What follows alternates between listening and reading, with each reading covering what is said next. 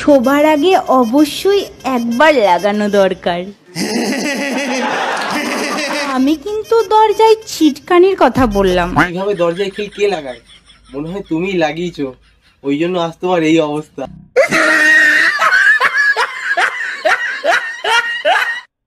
बड़ा हरामी हो बेटा।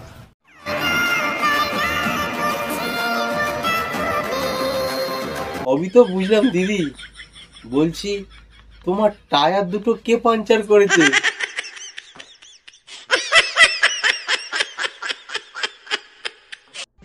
বুঝলে, কেউ পিছনে করে মজা পায়, কেউ সামনে করে মজা পায়। বাবা তাই? তো তুমি কোনটা করে মজা পাও? প্রথমবার ঢোকাতে সবার কষ্ট হয়, দ্বিতীয় দিন থেকে আরামসে ঢুকে যায়। আমি কিন্তু নতুন জুতো পায়ে ঢোকানোর কথা বলছি। কিন্তু দিদি, এইভাবে জুতো কে ঢোকায়?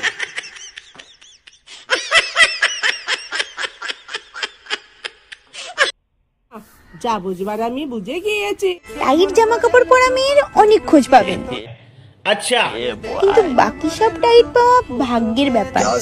একটা সত্যি কথা বলো তো দিদি, তোমার টায়ার দুটো তো আগেই পাঞ্চার করে ফেলেছো, বলছি তোমার সবকিছু টাইট আছে? ছেলেরা যে কাজ এক হাত দিয়ে করে, আচ্ছা, মেয়েরা তা এক আঙুলেই পারে।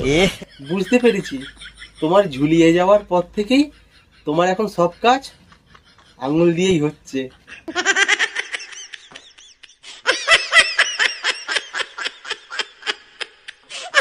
ভালো তো তাকেই বাসবো যে বলবে ধূম্রপান নয় বেবি, আচ্ছা, দুগ্ধ পান করবো।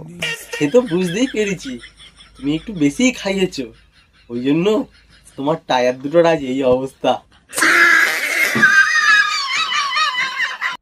बचपन में जो दूध पीने से डरते थे वो आज दूध पीने के लिए तड़प रहे हैं।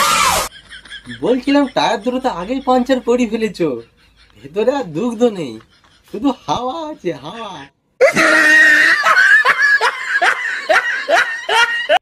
ছেলেরা যতই নিজের পায়ে দাঁড়াক না কেন, নিজের বলতে কিছুই নেই, নিজের ওটাও অন্যের কথা ভেবেই উঠে দাঁড়ায়। বাল জানো তুমি, বাল।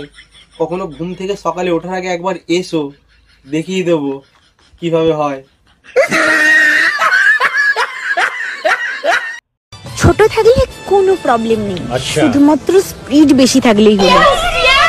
মানে মোবাইল আর ইন্টারনেটের। তুমি কি জনগণকে চোদু ভাবো? মোবাইল আর ইন্টারনেটের স্পিড কখনোই এরকম হয় না।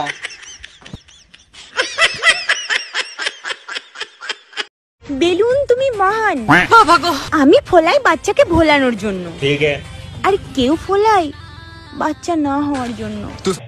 আচ্ছা। নিজের টায়ার দুটো তো আগেই পাঞ্চার করে ফেলিছো, এখন ব্রেনটাও ড্যামেজ হয়ে গিয়েছে। বেলুন ফুলিয়ে নয়, বেলুন লাগিয়ে হবে।